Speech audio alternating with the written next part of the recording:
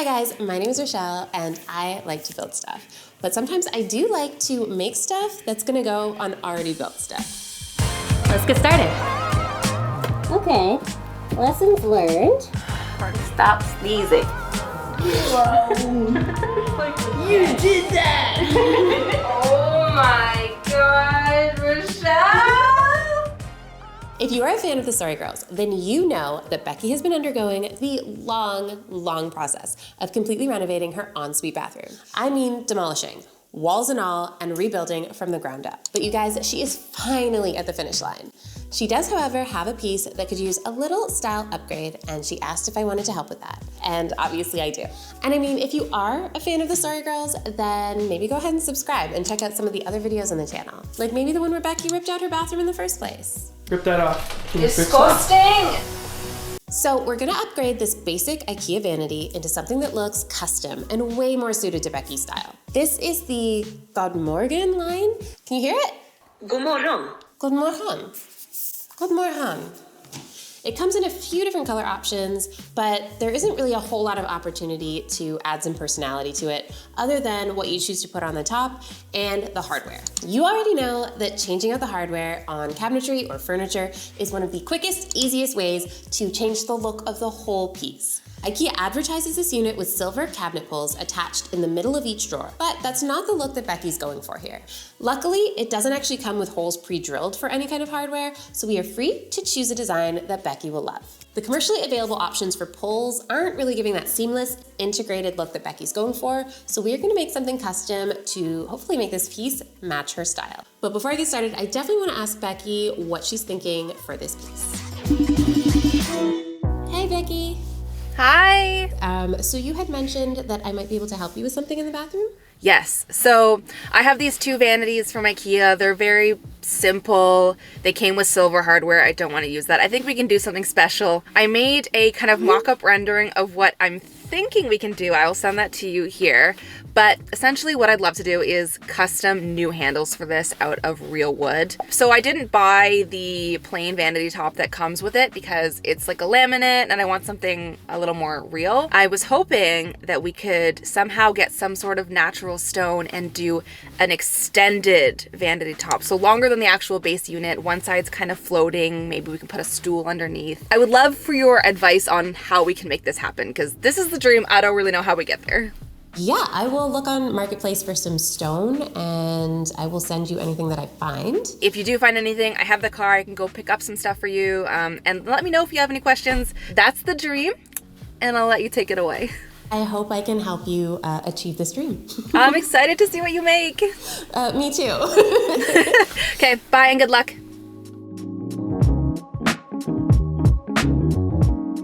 When searching for secondhand items on sites like Facebook Marketplace, you want to try different ways of describing what you're looking for. So I think I'm going to search for stone countertops, stone slabs, stone offcuts, even tables with stone tops for sale. And often sellers are specific about what they're selling. So we're going to search marble, quartz, Caesar stone, granite, and hopefully we'll find something that will work for her design. Okay, so I've sent Becky a few of the most promising listings that I found, and there is a place that's selling a bunch of stone offcuts that I think might have the winner. So we'll see what Becky thinks. In the meantime, I'm gonna do a little bit of research into what we're gonna do for the trim and the vanity pulls, so I'll see you guys a little bit later. Becky dropped off the vanity at the studio so that I could get some super accurate measurements. When I'm working on a project, I like to take my measurements with the same tape measure I'll be using in the workshop. You never know when there might be some minute differences and inaccuracies between different tape measures. We're gonna aim to replicate this mid-century modern style cabinetry that Becky likes, but obviously we're not building this piece from scratch, so we're gonna have to get a little creative.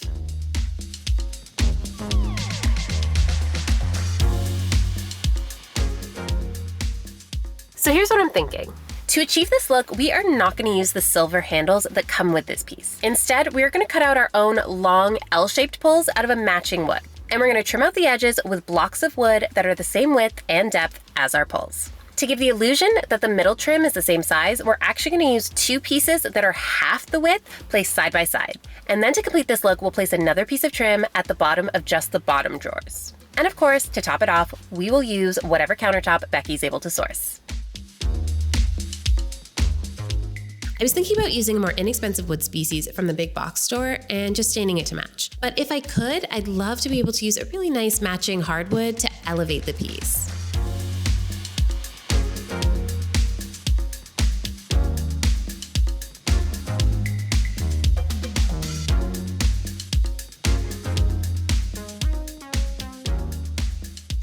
Okay, so this place is amazing. I just spent about probably a half an hour with an associate named Paul, absolutely lovely gentleman, who walked me through so many of my options. I think what we ended up thinking was the best course of action was to go with a light wood. What is this? This is ash, and Paul told me that this is a wood that readily absorbs stain. It's also relatively inexpensive compared to some of the woods in there, so I'm thinking that if we get a nice thick board like this and we mill it down to the size we need, that we will get a beautiful, robust, hard, thick piece of wood for our trim and handle without it being too expensive. And I think we can go in with some oil-based wood stain that we normally get from, the big box hardware store and play around with that. I think that is sort of the happiest medium of all of our options, because I did test some of their stains in there, the Rubio Monocoat line, but wasn't really finding anything that was matching our drawer units. So I think I'd rather play around with some cheaper stain on this wood and see how it goes.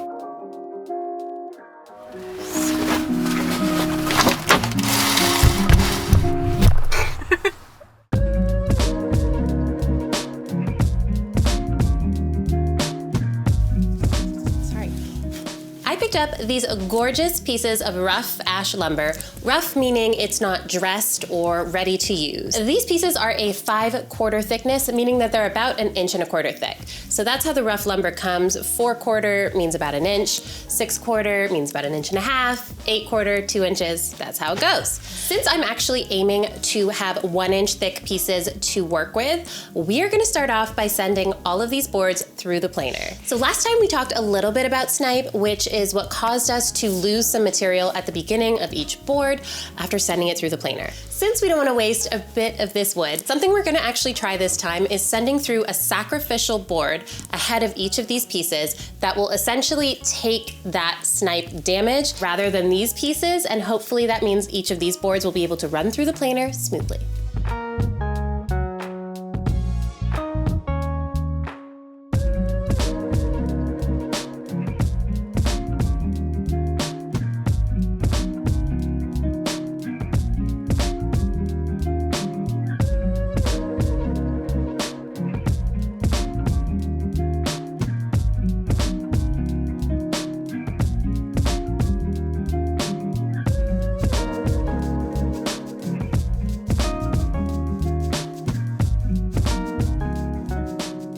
Okay, so we've got our pieces cut down to a rough size, but the problem is they've got this edge that's really, really rough from the sawmill, and we can't use it like that. In a larger workshop or a workshop full of tools, one might find a tool called a jointer, which is something that allows you to take a rough edge like this and make it flat. So there is a channel on YouTube called Steve Ramsey, and he is an amazing creator, an amazing woodworker, and an amazing teacher. So it was actually one of Steve Ramsey's videos where I learned to make this jointing jig, which is gonna allow me to attach my board to this jig and run it through the table saw. And what's gonna run along my fence is this super straight edge of this MDF. So I never need to worry about what the other edge is doing, as long as I have my board hanging off of here a little bit and I can cut off the edge. Let's joint some wood.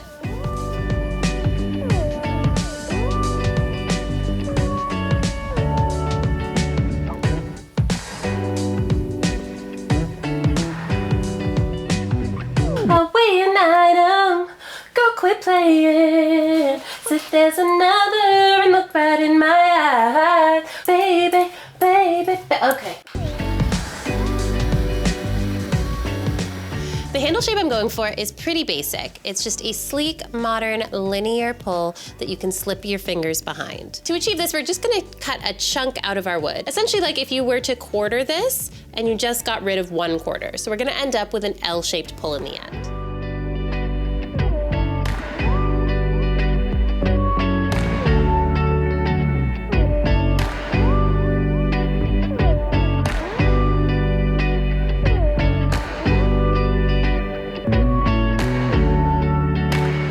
gonna make snack break a thing? I hope so, because I sure do like snacks. We are rapidly losing daylight, so I'm gonna take a break from cutting out the wooden trim to give cutting stone a test. So since we're looking to get a secondhand piece of stone, it's highly unlikely that the piece we find is gonna be the exact dimensions that Becky needs for her bathroom. I did manage to contact a few stone fabricators in our area, and it turns out that they either can't really cut outside stone that they don't sell, or if they can, there's actually a waiting time of a few weeks. So we are maybe looking at finding a DIY solution to that problem. So I have helped Rachel cut a marble tile with a wet tile saw before, with great success actually, but that's unfortunately not a tool that we're gonna be able to use in this situation with an entire countertop. So I have looked at a few sources online, and it seems like there are people out there who have had some luck cutting a slab like this with a circular saw. And I mean, with a couple extra accessories, granted. So I'm willing to give that a try to see if that's even an option for us. Warning, warning. I mean, this is not really the intended use for this saw. This section here, potentially for entertainment purposes only. Okay, so since I'm gonna be doing a wet cut with this saw in order to keep the material cool, lubricated, and the dust at a minimum, there are a couple of things I gotta keep in mind. So I'm gonna be using this old corded version of a circular saw that I have. I won't necessarily be heartbroken if something happens to this, because I have seen people talk about the fact that the water might get into the motor and burn it out. So that's the saw I'm gonna be using. I also picked up a continuous rim diamond blade for the saw that is intended to cut through porcelain tile, clay tile, marble, granite, and other similar stones. So this saw blade actually didn't come with any plastic packaging whatsoever, which score, we love that. So when this blade is too dull and no longer usable, you are able to bring it back to the store, and in exchange you get a $5 credit off of the purchase of a new exchange blade. So I was told that the old blades are sent off to be sharpened and then sent off into the construction/woodworking world to be used again. I'll also be using a GFCI plug, which is a ground fault circuit interrupter, which basically means that it is going to shut down the circuit if it senses a fluctuation in the current. So I'm gonna go ahead and plug the saw into this, and then this plug into a regular outlet in my wall. I've got a piece of marble tile that I am gonna perform my test on, and I'm kind of fingers crossed that this is the material of the slab that we get to use on Becky's vanity. Why? Well, it's too heavy, I gotta put it down. There is the Mohs hardness scale, which is a 1 to 10 scale, ranking minerals based on their hardness. So something like soapstone is at a 1, but marble actually comes in at about a 3. So it should mean that the cut is relatively easy to do. Something like granite or quartz is in at about a 7, and of course, diamond is in at 10. So because it's the dead of winter, our water to our hose is not hooked up at the moment. Most of the videos that I saw of people doing this, they had their garden hose trickling water onto the surface. Since I can't do that, I think I'm gonna do the next best thing, grab my mom actually, and have her trickle some water on the cut as I go. Fingers crossed.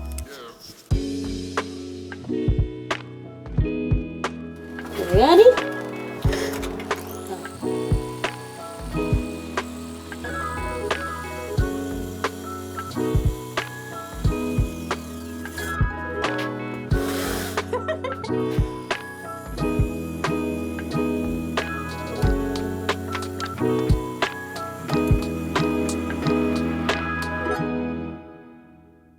Okay, Rochelle has found me a stone manufacturer who has a ton of offcut and like excess pieces, some of which I'm hoping are the right size that we need. So I'm gonna head there now, check them out, and hopefully I can get a piece that's going to work for the project that we are making.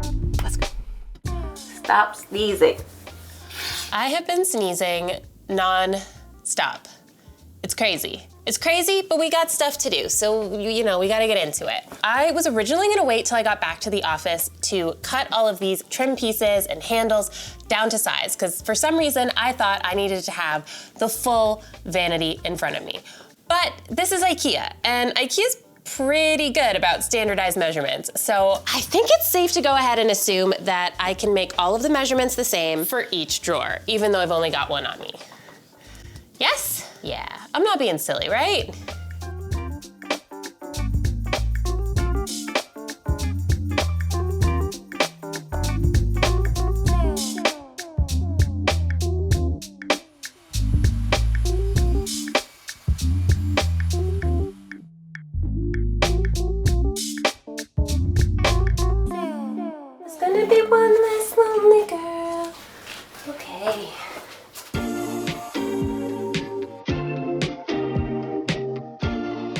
So I packed up all of the pieces I cut and headed back to the office, where I started out by testing every shade of reddish-brown stain I could get my hands on in an effort to match the color of the IKEA unit. I showed Becky the options for comparison, but there was one that was looking really close, and I didn't even have to mix different stains together, which I was really pleased about. Not bad at all. So good. It's like a little bit redder, but like minor and like barely. So it's gonna go like that, right? And you're gonna, That's pretty good. it's gonna be so cute and functional. Yay! I ended up using this Minwax oil-based stain in the color Red Oak.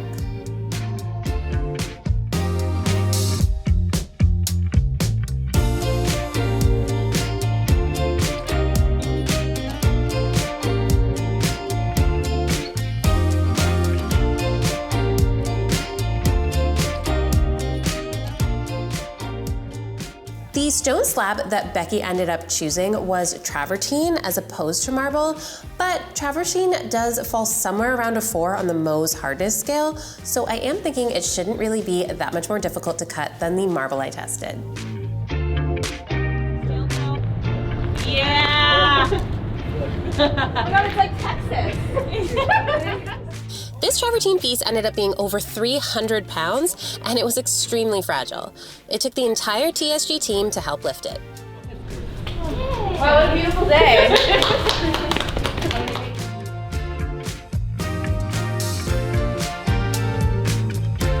These are my ladies. And Mel. And there's nothing that we can't do when we all put our arms to it. So true. And brains. My favorite part was, we were like, we gotta get Kelsey. Becky said, we gotta get Kelsey. All hands on deck. And then Kelsey literally comes like this. Like, let me help.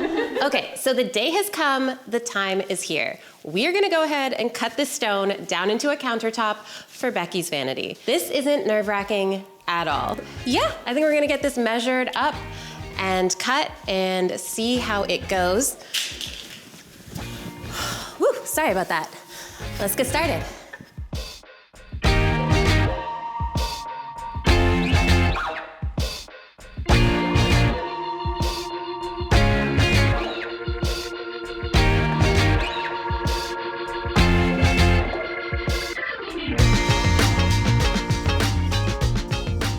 The marble test cut was such a good idea because I was able to go into this cut with more confidence. I had the specialty blade, the constant trickle of water, and a straight edge to run my saw along. But it was still an I won't breathe easy until it's done kind of activity. Pull it backwards a little bit. Happy days. Happy days. Whoa. You did that. Oh my God, I can't believe that that actually worked. I am so excited for Becky to see this. She's actually gonna come here to pick this piece up because her vehicle is a little bit bigger than mine. Towards the end of the cutting, it was getting more difficult and it was getting a little bit more chippy. And then when we looked at the blade, the diamond coating around the rim was basically all gone. So the blade does definitely have a lifespan to it, but I'm so glad that we were able to get all of our cuts out of it. So I'm just gonna keep sanding the edges until they're nice and smooth. I'm gonna be here for a little while cleaning all of this up, but I think I will see you guys next when we are installing it at Becky's place.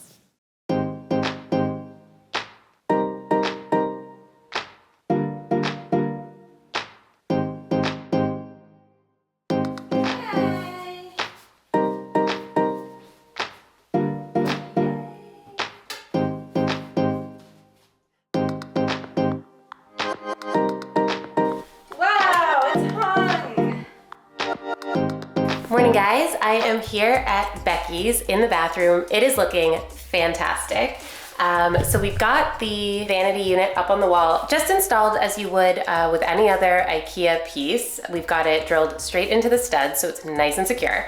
Next step, I think we're gonna go ahead and attach this support piece that I made that's going to support the overhanging part of the stone countertop. So Becky, the smart lady that she is, actually took a picture of this wall before the drywall went up. So we have a good idea of where our studs are, and we're gonna go ahead and screw this into the cross brace piece that she's got here. With any luck, once this is up and screwed to the vanity itself, we will be on to installing the drawers, the trim on the doors, and the stone countertop. I'm so excited. So the last time I added something onto some IKEA cabinetry, I did notice that the construction adhesive was having a little bit of a tough time sticking to the melamine. So this time I thought I'd try this specialty melamine glue that I picked up, and I hope that will work just a little bit better, but we are gonna screw into each piece through the back of the drawer front anyways, but this will just give it that little bit of extra support so it's not going anywhere.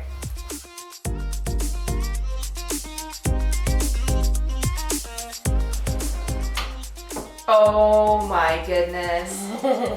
It looks so good. It's so good. Oh, okay. All right. I'm pleased with that. We have all the custom handles on. Top is ready. Now we're ready to do the big thing. Are you ready, Rochelle? Oh, I'm super pumped. And we made sure this counter was nice and secure by adding a layer of clear silicone underneath. Okay. Oh my God, Rochelle!